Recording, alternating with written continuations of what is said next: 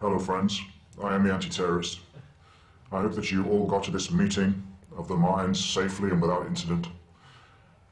And I hope that you will all enjoy the next few hours or the next day that you spend together in sharing these ideas and concepts. Looking around you now, you can see how fast this movement is growing, or not, as the case may be. I hope there's more than a handful of you. Unfortunately, I cannot be there. I'm not in the country at the moment. My respect goes out to the organizers. It takes a great deal of courage and hard work to get something like this together. I know from my own personal experience. As you're going through your curriculum today, I hope you'll consider the nature of what a free man on the land is and how it pertains to commerce and your engagement in this activity. Commerce is here. It's been here for thousands of years. Those of you who came to this meeting today, who have already filed your affidavits, no doubt have gone through at least 5 or 6 avenues of commerce just to get there, whether it be buying petrol, using a credit card or cash, getting a train, paying for food. See, commerce is all around us. There is no escape from it. It is what it is. I would advocate that you learn to navigate the seas of commerce as opposed to jumping ship. It's a very lonely, wide, deep ocean out there, and unless you're on a ship, unless you're sailing it, and unless you're in control of it, you don't have a lot of options, in my opinion. So my advice to you is to reconsider the free man option. Reconsider leaving the society. Reconsider relinquishing your national insurance number.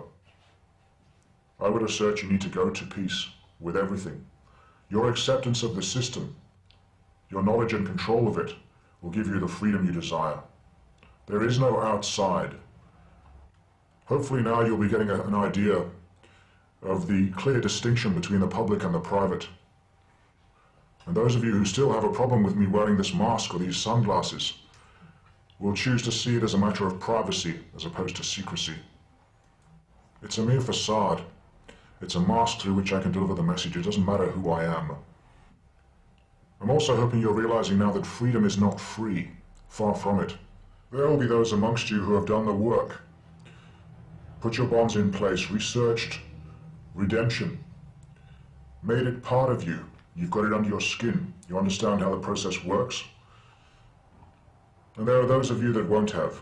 You'll be riding on others' coattails, waiting to see what comes up so that you can take it and run with it.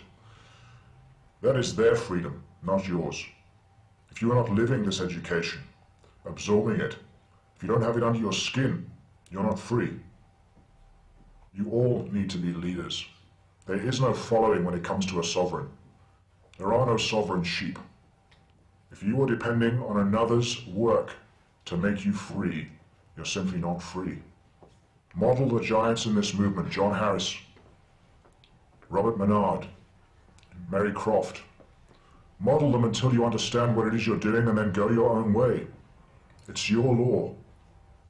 I wonder how many of you who have filed your affidavits and do now consider yourselves free men on the land actually feel more free than you did just before you filed your affidavit. If that is the case, I would suggest that you're kidding yourself. Freedom doesn't come from paperwork. Freedom doesn't come from filing an affidavit or filing your bonds with Treasury. It's a new paradigm. And unless you can act like a free man, like a creditor at all times, your paperwork means nothing. So I urge you to study up on knowing your rights, study up on how to deal with the police, study up on how to deal with the authorities as a creditor, as a sponsor of the credit that they are using to fund their nefarious little activities. You dictate the terms of your occupancy of this planet, but not by paperwork. It's by the way that you be. It is your way of being that dictates how free or enslaved that you are. I can assure you, showing your affidavit to a policy enforcement officer who has no knowledge of the law is not going to help you unless you can speak it and be it. So my advice to you is, yes, get your bonds in place. Yes, file your documents. But concentrate on studying how to operate as a creditor, as a sovereign. You need to absorb the language on these bonds so that you can write one at a moment's notice without having to go to a Winston template to do it. You need this information in your head, not in your computer. I also highly recommend saving up your hard-earned cash and going to do a Winston seminar or a Sam Kennedy seminar in the States. Make the most of the exchange rate at the moment. Get over there and do it. Get access to the documents, get access to the networks, get access to the notaries. As we all know, notaries in this country have a conflict of interests, and most of them are struck by fear when you present these documents to them, and they'll back off and they won't help you. However, there are notaries in the US that are very familiar with the commercial process. You are your own jurisdiction. Whenever you're writing to these people, whenever you're writing to the courts or to the police, you write using letter-rogatory technology. Make sure they know that you know who you are. Make no mistake, as you start to utilize these processes, you will be getting visits from City of London Police, from the Crown, and they will want to know whether you know who you are or not. I give you my word that will happen when you start writing bonded promissory notes against your security held in Treasury. They will be there to test you. I've seen this on more than one occasion. Hence my assertion that you need to internalize this stuff so that you can speak it, and you can communicate with these authority figures as a sovereign, and not rely on your paperwork.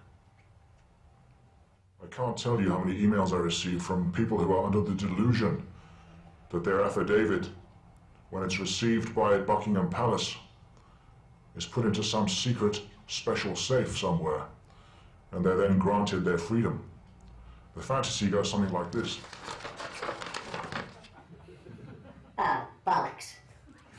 Philip, darling, we've had another one of these affidavits. Yes, they've sussed us. They seem to have worked it all out. It's a fair cop. Cross this chap off the shit list and give him everything he wants. Philip, could you put this affidavit in our very special document safe? Make sure that no one touches it, and don't smudge it, it's very important. Contact this chap immediately and tell him he can have a Rolls Royce. Now, don't be like that, Philip. Don't put it in the budgery cage. You know what they say? If you love them, set them free. If they come back, it was meant to be. If we listen to the Brian Gerrish phone call with Buckingham Palace, you might find a clue there or two. I might look into trusts, and I might go to the Foreign Commonwealth Office website and look for clues there as to how to establish real sovereignty.